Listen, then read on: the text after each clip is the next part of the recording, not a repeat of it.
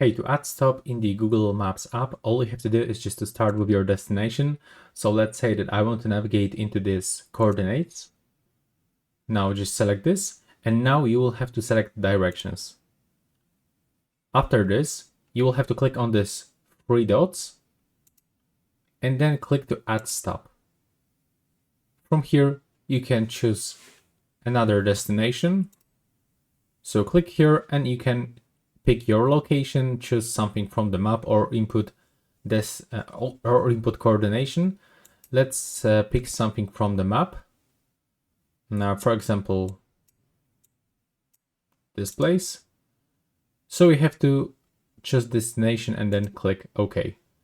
And as you can see right now, we've got our stop, and we can of course change position of each stop by moving with these two lines. So click and hold it, and you can add multiple stops. Let's add another one.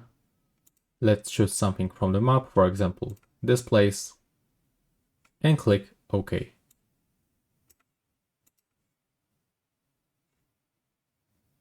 Now click done. And as you can see, that's our current location, and that's our destination with the two stops. And that's how it looks right now. Please subscribe to my channel.